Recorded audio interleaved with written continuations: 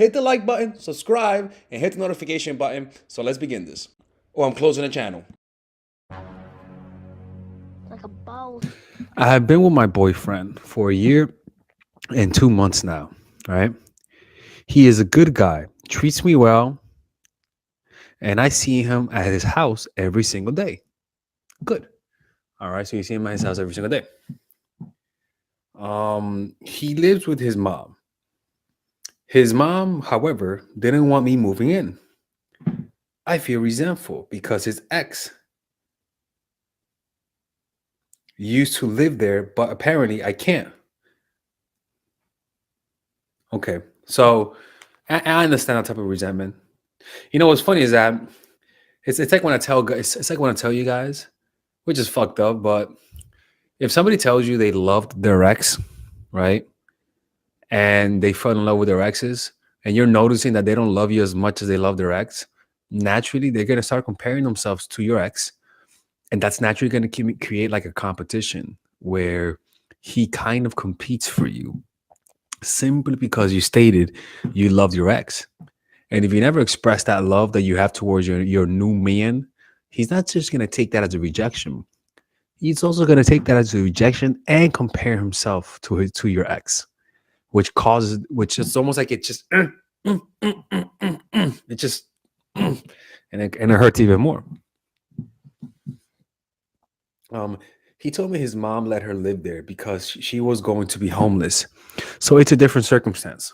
I am stressed out because I want to move out of my parents' house. I just bought a new car and got a better job to make this happen. I am getting impatient and very needy, and I feel like I'm pushing him away. I want us to get married. I don't have many friends. I am not close to my family. How can I prevent him from feeling he has too much power over me, taking me for granted in the future? Okay, us to get married. I don't have many friends. First of all, that's your problem. What in the my love? Look, you're putting all your chips in one basket. You're depending on him way too much.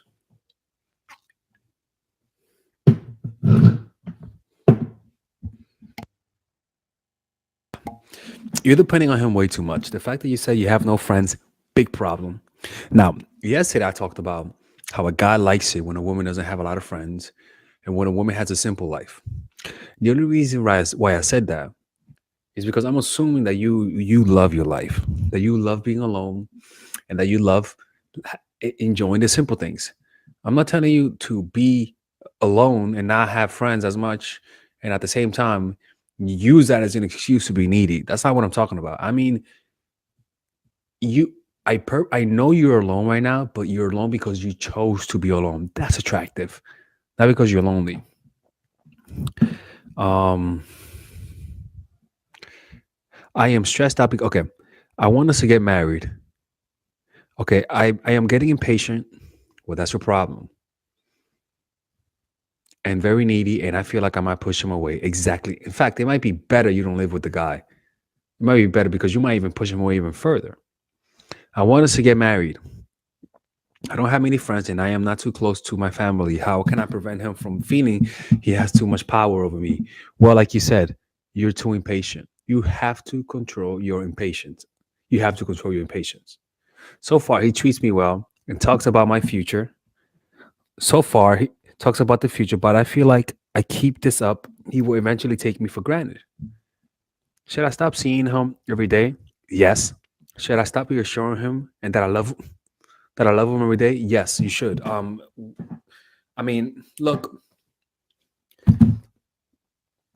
man. Like,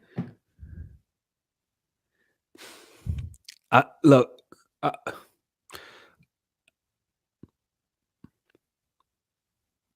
trying to find my words here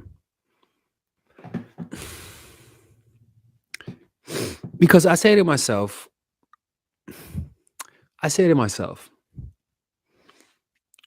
why do I make videos? If I tell you guys, don't see him every day, should I stop reassuring him and say that I love him every day? My love, boo boo, listen to me, man. When do I ever say that? When do I ever say to do that? You know? That should not be a question you should ever be asking. Because if you watch the videos, you should know that that's a no. All right.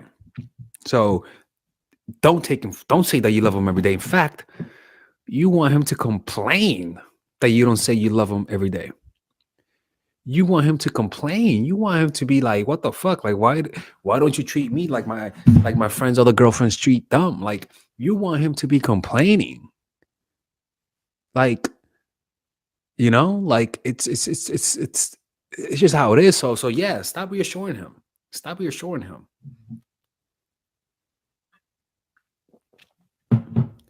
Somebody in a comment said, "Show him through your actions." Exactly. If you really love him, don't show him with words. People, there's something about words that are is too direct. Make him interpret it. It's like, don't give him the spoilers to the movie. Make him work. Don't say how much you love him. Make him see it with your actions. Make him connect the dots. Don't give him all the dots. Make him connect it. Like it's like if you love him, try to don't say it with your words. Or better yet, let him say, "Hey, you never say I love you." That's how he should be. He should be the one doing that. Men are naturally more emotional than women are. So you gotta play that up. You're giving him too many easy layups.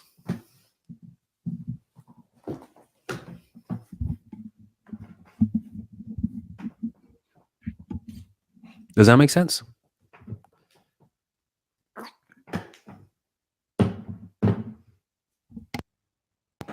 People are saying Pirate of the Caribbean. Well, you know what? Some of the things that women find most attractive is a pirate. Right?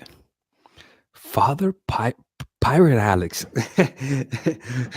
Pirate Alex. So yeah, stop seeing him every day and start being a little bit more inconsistent.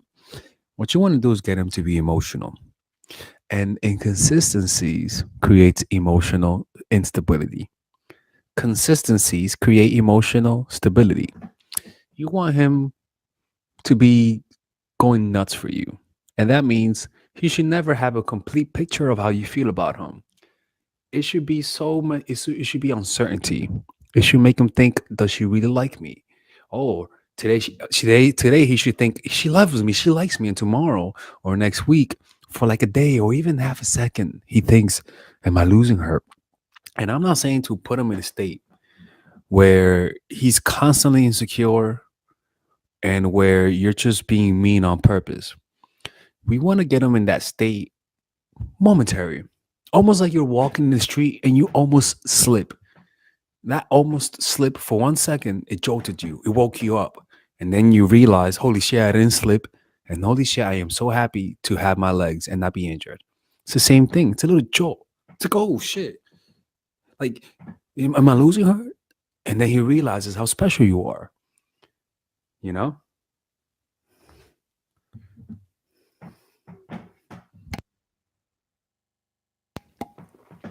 Right? Now, if the relationship being with him all the time risks things getting boring. Distance will always spice things up, either long term distance or temporary distance. You should always instill some distance in everything in life. From your friends, take a step back from time to time, give them space. From your family, take a step back.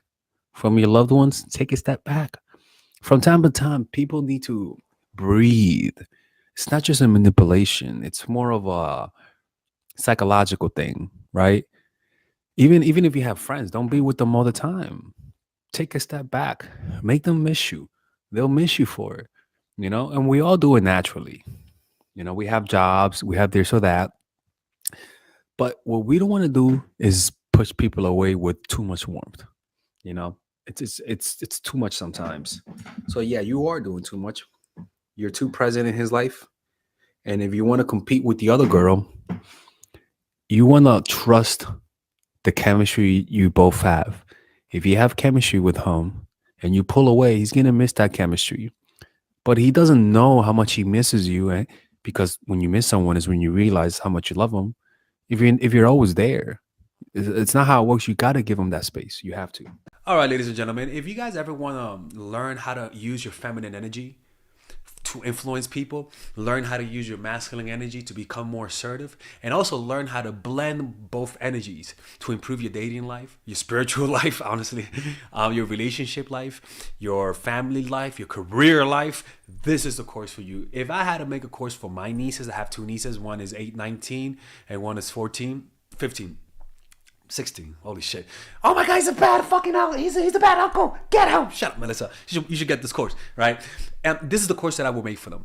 So, for example, watch the curriculum, right? In the first week, we're going to be showing you how to establish a strong masculine foundation without letting it hurt your feminine energy. This masculine foundation is a source of who you are, right? It's your bodyguard. Without this, whatever feminine energy you create will be destroyed by the outside, because your masculine is your shield. So we'll talk about goal setting. We'll talk about how to develop a serious attitude. We're gonna be talking about how to use more logic, how to use more goal-oriented behavior. It's more how to be a man, Now the next one is how to embrace the feminine energy, right? This one will teach you about how to minimize excessive masculine traits, developing self-awareness, healing abundant feminine energy, regulating your emotion, mastering voice qualities and facial expressions, surrendering control, and allowing pain to be felt. This is honestly, this will supercharge, like Kaioken, your masculine energy. After that, we have femininity in the workplace, and how to be feminine in the workplace without letting people take advantage of you, and the nuances of how women on power should behave versus women who are subordinates in the workplace, and even the dress code. This is based on psychology, people. It's kind of insane. I'm actually excited about this one. The next week, we talk about navigating the labyrinth of male and female friendship, and this a lot of women find confusing, so we talk about that. And how to identify envious friends, how to identify the good friends, how to keep male friends, and how to keep female friends. Week 5, we talk about how to release the burden of the past and stop and destroy mental projections. This is actually really powerful. And then week 6, we talk about how to increase your observational power so that you could read people better. And we have a bunch of bonuses. The course starts at $99, and you guys can pre-order the course today at $69 before it goes out. If you're watching this, most likely I'm in the meditation retreat, so I will be praying for all of you guys.